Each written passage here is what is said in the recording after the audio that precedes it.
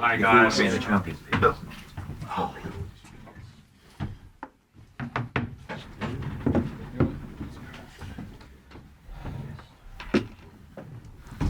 See you. You doing okay? Right. This on Do Not Disturb. Mrs. car broke down this morning. She's been peppering me, asking me to sort it. Yeah. Everyone ready at the back? Yeah. Rob, please. Afternoon, Gary. Hi. Let's start with Toti, shall we? A new contract for him this week. I guess with the old wall of players last summer, you'd have asked some to step up. Is this a reflection that Toti has certainly done that? Yeah, he has done. I think the journey that Toti's been on, from the club recruiting him for the amount that they did, to the work that he's done every day since he's been here to get himself as an extremely credible option for a Premier League team, to now sort of being a regular starter and one that we rely on heavily and has a real good important role within the group, speaks volumes for what a great guy he is and what ability he has. When I first came in, obviously was initially out of the side, but even then was desperate to make an impact, so trained in a way that always got your attention, took real sort of pride in his work around how we took on information from meetings and some of the changes we were trying to make to backline stuff and detail and body shape, and does his best to try and always do it in the way that we want it done. So I saw, obviously I knew that the contract stuff was going on, but when I sort of saw it yesterday, it gave me a big smile because he's worked extremely hard and deserves it. So it's always good to see the guys that are working really hard get rewarded. I suspect something else that would have given you a big smile is having Hwang back, Boubacar Traore as well. What sort of shape are they in? Are they ready to start against Brentford?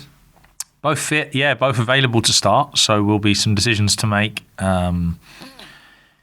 I suppose first thought was disappointed for Channy because I know he was extremely keen to try and to win the Asia Cup for his country, and I know he would have given absolutely everything over there. He had a few niggles and injury issues that he had to contend with while he was there, so disappointed for him that he wasn't quite able to go all the way, but obviously the upside to that is that we get him back a little bit early, one game earlier than we were expecting, and he gives us a fantastic option, whether that be from the start, whether that be from the bench. Channy back in and around the group, gave everyone a lift this morning, so fantastic. He joins with Mateus Cunha in really good form as well. 37 goals in 23 games already this season compared to just 31 throughout the whole of the last campaign. You said something really interesting earlier in the season when you said the players were too used to doing their own thing in attack. What's the big change you've made to make your team so much more of a threat in the final third, would you say? No, I wouldn't say. We are more organised, I think. They were an extremely talented group who had their own individual ways of trying to find solutions, which they still have. They still produce moments of brilliance and they still stand in positions that I don't want them to, and sometimes it works. It's a game of football and random stuff does happen and that it does benefit you at times, but as well, to add to that sort of quality that we have and that randomness, we've added a little bit of structure, a little bit of understanding of where we're trying to get to and what to expect and when the ball might be coming in the box and where. And it seems to, I'm not one really for talking about how well things are going or or how pleased I am, because we're halfway through a journey. So we need to make sure that we keep going. But of course, the goals to game ratio has improved a lot. But credit to the players, they still scoring goals in the Premier League is the toughest thing to do, creating chances, and they've managed to produce fantastic moments of quality to see us score enough goals to be where we are at this moment. A couple of stories and reports to do with officiating that have come out this week. Firstly, that 20 apparently VAR decisions have been incorrect over the course of the season so far, with the main areas to work on the time taken to make decisions and the in-stadium experience. Is that something you go along with, and where do you see the key areas for improvement being moving forward? Yeah, no, I think the in stadium experience is an interesting one, because obviously we're used to just dealing with VAR. But when I went we went to West Brom for the cup game, and it was nice to know that when you scored a goal, it was definitely a goal, and you were able to celebrate, and you knew that there was going to be not 3 or 4 minutes of checks. So the in stadium experience, I think, is definitely one that needs looking at, and I haven't got the answers for them on how to fix it, but I think it is one that needs looking at. And then, as I've always been really with VAR, is I like it. It just, if it's going to stay, it needs to be better. It needs to be worth the sort of bad side of it, which is it can affect the in-stadium experience. If we're going to affect that slightly, it needs to be really, really good in what it does. And I'm not sure, in my opinion, that it's quite reached that. I think maybe the balance is slightly off, and we've taken more away than we've given at this moment. But as I say, I'm sure they're working extremely hard to address it. I do think there are certain situations in a football match that, especially how fast the game is now and how quickly it moves, that we need it. I don't think it's ever going to go back to just relying on one guy in the middle and 2 assistants to see everything. I don't think we'll ever get back to that. So let's make it as good as we can. Let's make sure the people inside the stadium still get the best experience possible. And as I say, I'm sure the guys are working hard at it. Just finally for me then, on a similar theme, where do you stand on blue cards and sin bins?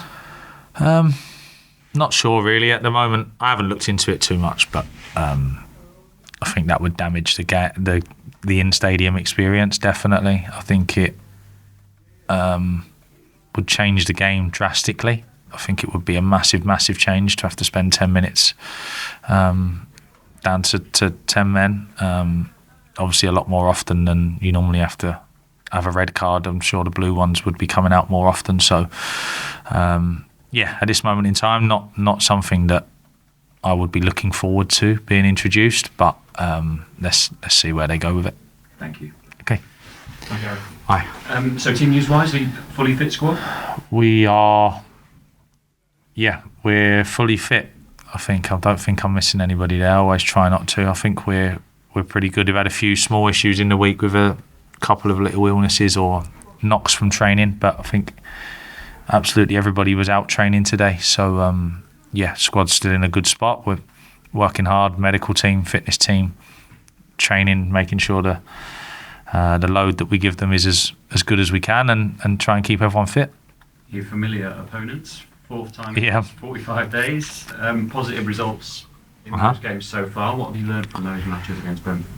Yeah, no, I think firstly to have to play a team 4 times in real quick succession, and make sure you don't lose any is really tough. Really tough. It'll be a really tough test tomorrow, because they know us very, very well. Any issues that we've caused them before, they'll have had a good look at.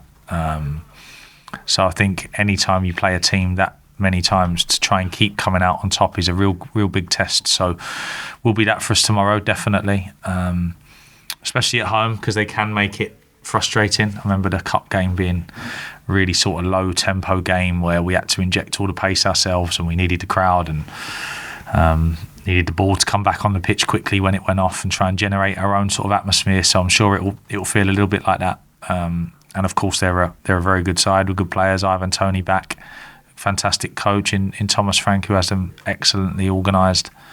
Big threat from set plays. So any day I sit here before a Premier League game and you ask me about it, I'm going to tell you how tough it's going to be. You haven't faced Ivan Toney, have you, in those 3 games? So how much of a different aspect does that pose to you? Yeah, they've been slightly more direct since his return. Obviously, when they lost him, I'm guessing they were, and only guessing, trying to come up with ways to still be effective as a team without that sort of talisman and target man that they're able to go into, and he secures long balls really well for them.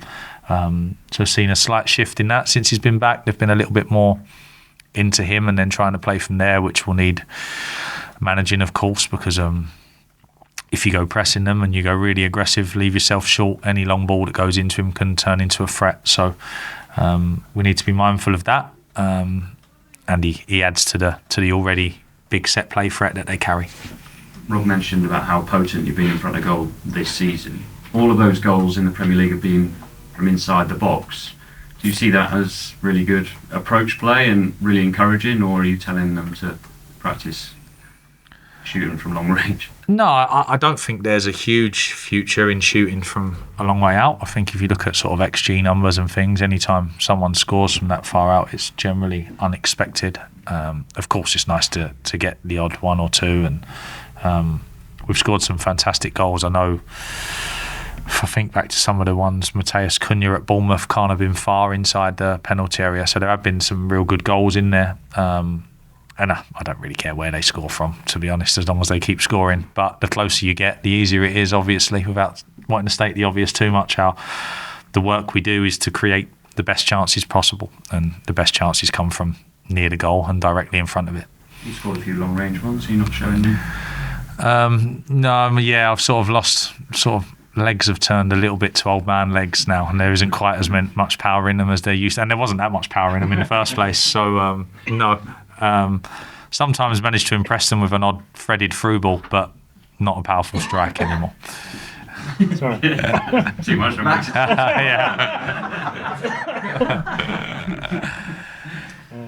Mike. Yeah, okay. Hello, Gary. Hi. The overriding thing I had from watching the game at Chelsea last week, and the position we were all in was immediately behind you, was that it was a guy just having a really good time. Your team looked as though they were having the time of their lives out there. It maybe gets to that stage. That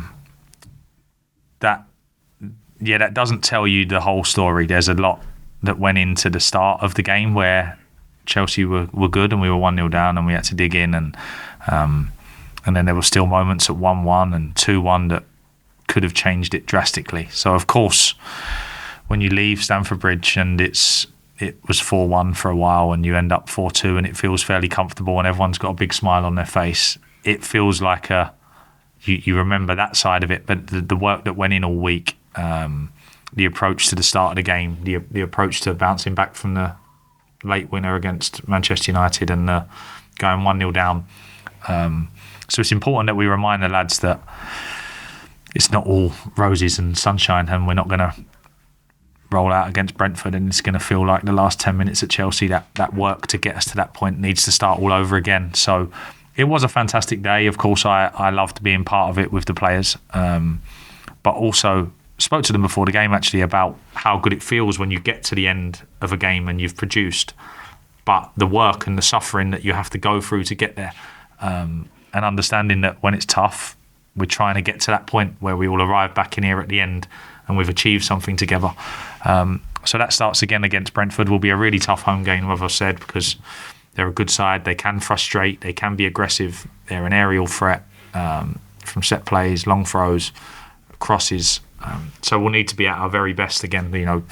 Beating Chelsea last week isn't going to help us at all against Brentford tomorrow. So that sort of adventurous spirit, which it certainly was, and we all saw it at that pace, is built on discipline, because you even sort of just cracked the whip a little bit at 4-1, did you? Just a reminder that it's based on doing the basics right. Yeah, I hated the 4-1 spell. And the lads are fine, and I understand it. 4-1 up at Stamford Bridge is not something that you experience very often. I just don't ever like seeing them lose focus, because I know how costly it can be. I don't know what was on the clock at that point, maybe 77 minutes plus the 10 that they're going to add up. So we've got 23 minutes to go here. Chelsea can definitely score 3 goals in 23 minutes, as we saw the other night at Aston Villa. So just a little reminder, really, and it's nice to be able to give them reminders while they're doing well, rather than having to give them reminders when they're not doing so well, that we need to be us always, and that we can't start to slip below the level, because you can be quickly punished at this level. Cameras off, please, guys.